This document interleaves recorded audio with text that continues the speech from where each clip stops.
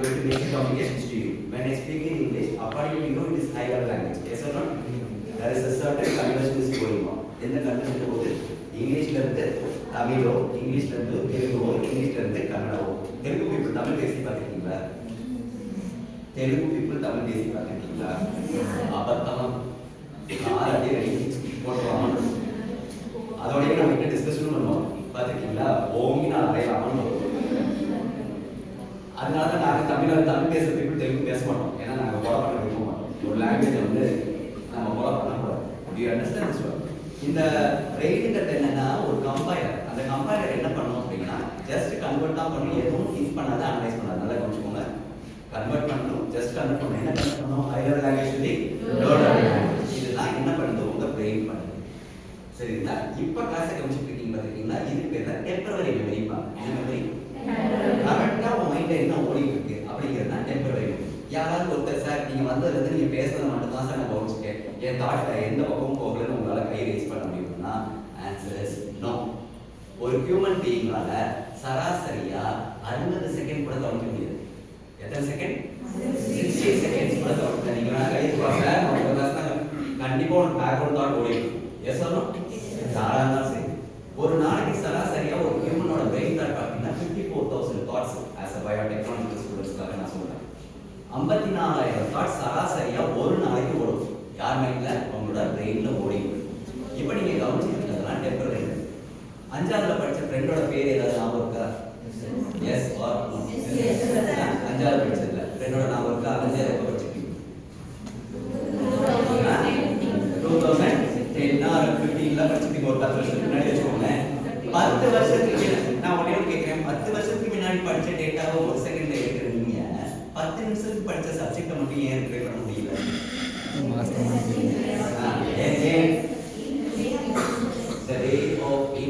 ஒரு சப்ஜெக்ட் இன்ட்ரெஸ்டோட படிச்சா நம்ம ப்ரிப்பேர் பண்ணாமே எக்ஸாம் வரும். இப்போ நான் ஒன்று என்ன பண்ணுறேன், சப்ஜெக்ட் நம்ம எழுதுறேன்.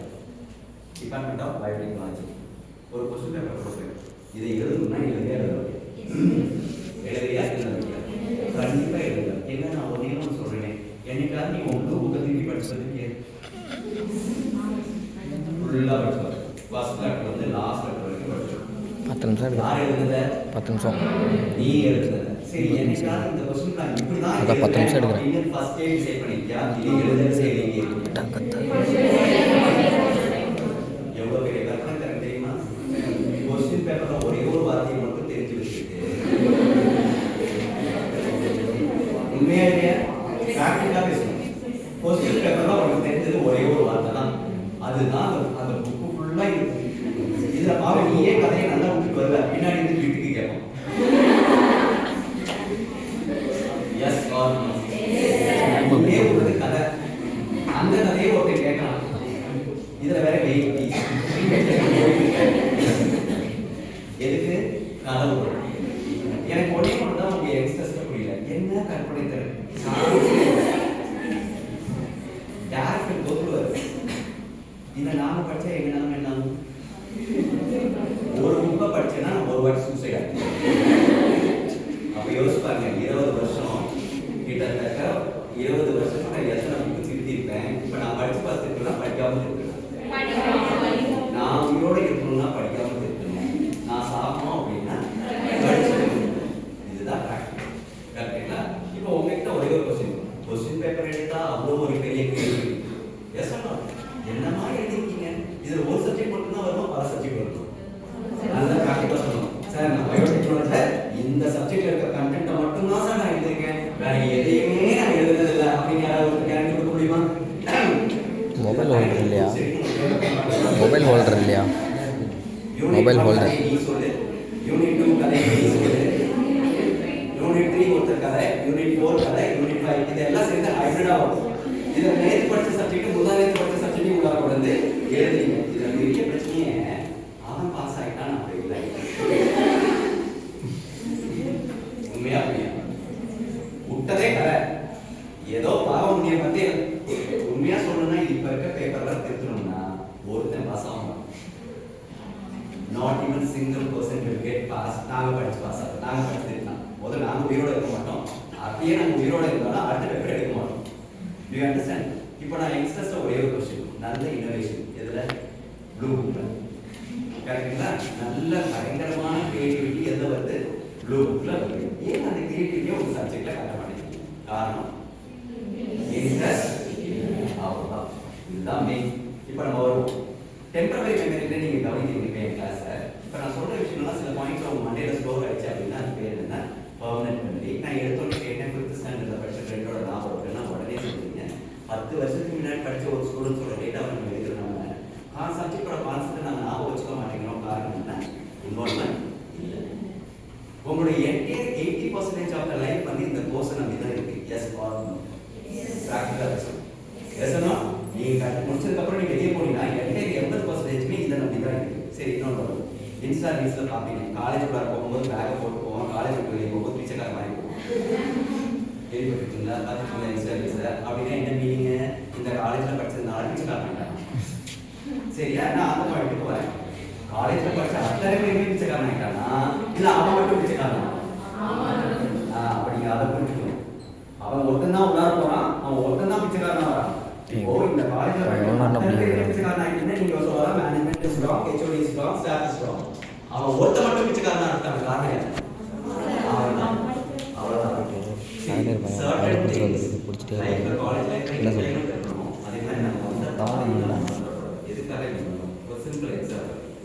ஒரு பஸ் ஏறுங்க, ஃபேமிலியோட பஸ் ஏறுங்க, நல்லா ஒரு 3 சீட் இருக்கு.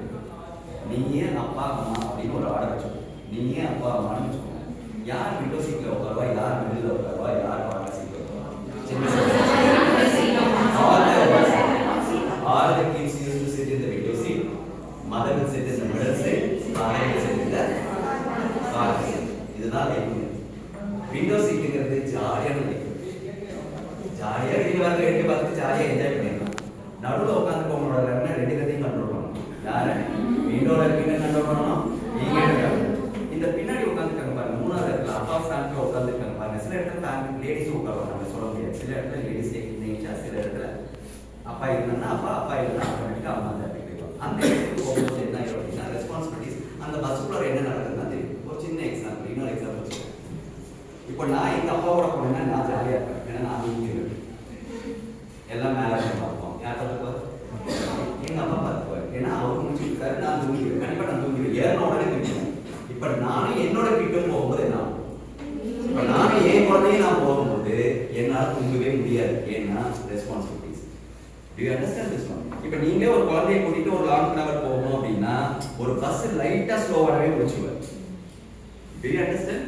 ஏன்னா அந்த குழந்தை உன் கையில இருக்கு, சேஃபா கொண்டு போய் ஒப்படைக்கணும். அதே மாதிரி தான் இங்க ஒரு குழந்தை இல்லை, 60 குழந்தை இருக்கு. சேஃபா நாங்க கொண்டு போய் ஒப்படைக்கணும். எந்த இடத்துக்கு போகணுமோ அந்த இடத்த போய் ரீச் பண்ணணும். இது நிறைய ப்ராப்ளம் வரும். காலேஜ் லைஃப்ல போது என்ஜாய்மெண்ட் ரொம்ப முக்கியமா தோணும், என்ஜாய்மெண்ட் மட்டுமே இருக்கணும்னு முக்கியமா தோணும். இந்த மாதிரி ஒரு கான்செப்ட்ஸ் இருக்கு. நீங்க அண்டர்ஸ்டாண்ட்? இப்போ ஒன்று சொல்றேன், ஃப்ரெண்ட்ஸோட பார்த்து போறீங்க எல்லாமே. இப்போ மத்தியானம் வச்சுக்கோங்க, சாயந்தரம் ஃப்ரெண்ட்ஸோட ஜாலியாக பார்த்து போறீங்க. ஜாலியாக இருக்குமா, என்ஜாய்வா இருக்குமா? எப்படி ஒரு ஃபீல் பண்ணி எல்லாம் ஜாலியாக இருக்குமா? செம ஜாலியாக இருக்கும். நல்லா அரட்டை அடிச்சு ஜாலியாக கிட்ட அடிச்சிடும். கூட ஒரு 5 வயசு குழந்தைங்க கொடுத்துறேன். ஒரு 5 என்னப்பா ஒரு 5 வயசு குழந்தை கொடுத்துருக்கேன், வேற ஒன்றும் இல்லை. ஒரு 5 வயசு குழந்தை மட்டும் அவங்ககிட்ட கொடுத்துறேன், கூட்டிட்டு போயிட்டுமா அப்படிங்கிறேன். இப்போ எப்படி இருக்கும்? எப்படி இருக்கும்? எப்படா பட முடியும், எப்படா கொண்டு போய் ஏன் எதனால இது? இதுதான் முக்கியம். இதுக்கு பேர் தான் responsibility, which is called as security. They used to call as security. அப்போ இந்த குழந்தைக்கு உள்ளார வந்துச்சுன்னா இந்த கேம்பஸ் விட்டு வெளியே போகும்போது நல்ல பொசிஷன்ல போனா இது safe side. Is it right? Do you understand this one? எல்லா ஸ்டூடெண்ட்ஸ் போக மாட்டாங்க. 10% ஓகேங்க, 10% படிக்கிறாங்க, 10% என்ஜாய் பண்ண தான் வந்திருக்காங்க. அவங்க நம்ம மெமரியே வேணும். மீதி 90% நம்ம எங்க கொண்டு போகணும்? சேஃபா கொண்டு போகணும். அப்ப என்ன சப்ஜெக்ட் வைஸா நம்ம பேச முடியும். இங்க உங்களோட என்டையர் 80% ஆஃப் த லைஃப் எதுல இருக்குது? சப்ஜெக்ட். அப்ப இந்த 80% நம்ம எப்படி படிக்கணும்னா இன்வால்வ்மென்ட்டோட இருக்கு. To you understand this one? இப்போ இந்த செக்யூரிட்டி பாத்தீங்களா, இந்த குழந்தைய நம்ம கூட்டிட்டு போறோம். ஒண்ணு இல்ல, ஒரு 5 வயசு குழந்தைய கூட்டி ரோட கிராஸ் பண்ண முடியுமா? ஈஸியா கஷ்டம். 5 வயசு குழந்தைய கூட்டி ரோட கிராஸ் பண்ணணும், ஈஸியா கஷ்டம். என்ன பண்ணுவீங்க? தூக்கி மடியில் வச்சுருவாங்க. குழந்தை என்ன பண்ணா கையை விட்டு வெளியே போகதான் பார்ப்போம். நம்ம கையை பிடிக்க கூடாது. பார்த்துருக்கீங்களா? கையை விட்டு நானா நடக்கிறேன்னு பார்ப்போம். ஆனா இவங்க இழுத்து பிடிப்பாங்க. நம்ம கரெக்டாக கண்டிப்பாக இழுத்து தான் பிடிச்சோம். ஏன் gets hurts, we are holding the hand very tightly. Why? யாரை protecting? We are protecting the baby from getting an accident. Same way, the rules and protocols which have been implemented in our college in order to protect the safety and safety for your life. Do you understand? The same thing. Again, because you are married here. சில time அது உங்களுக்கு கட்டினா தெரியும். இப்போ தெரியாது. இப்போ நான் இன்னொரு ஜோக் சொல்றேன். உங்க ஸ்கூல் படிச்சிருக்கீங்க, 10th படிச்சிருக்கீங்க ஸ்கூல்ல. உங்க ஸ்கூல்ல திட்டிங்களா?